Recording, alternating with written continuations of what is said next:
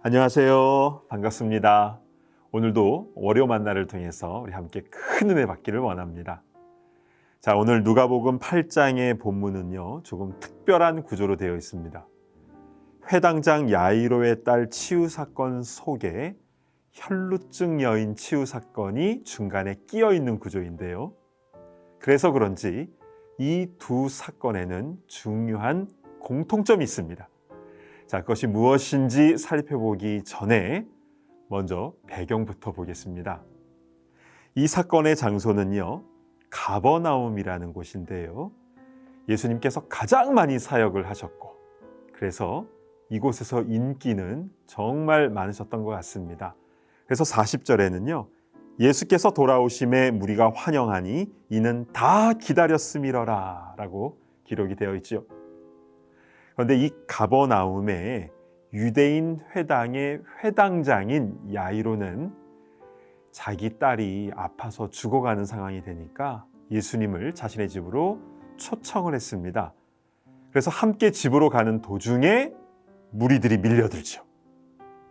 예수님의 12 제자들은 밀려드는 무리로부터 예수님을 보호하고자 예수님 주위에 삥 둘러서서 무리를 막습니다.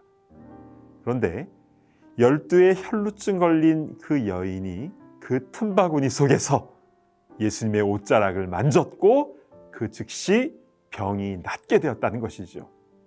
그리고 그 순간 예수님은 그 여인을 칭찬해 주시면서 딸아, 내 믿음이 너를 구원하였다라고 칭찬해 주셨습니다.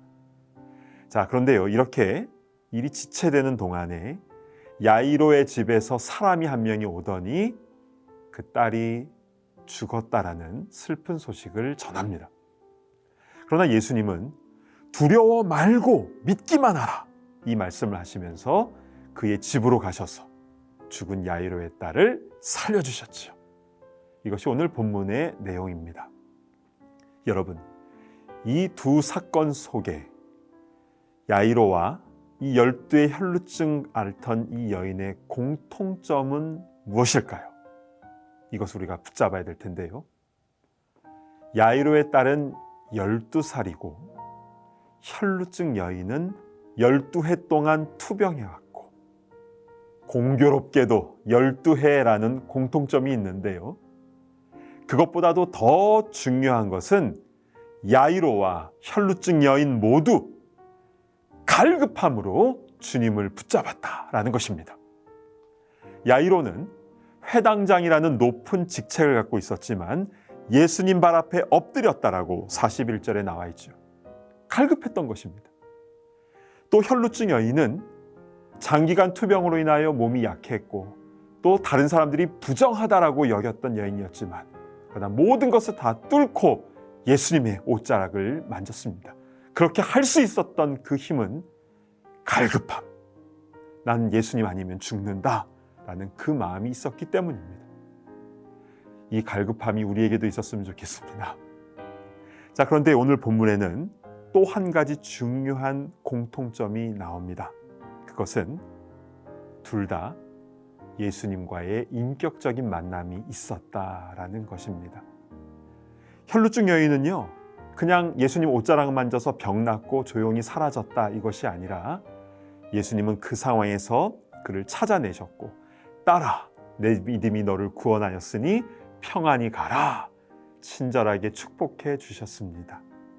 이 여인에게는 병 나은 것뿐만이 아니라 예수님과 이렇게 대화 나누고 이런 만남을 가진 것이 그의 신앙에 있어서 굉장히 중요한 역할을 했을 것입니다.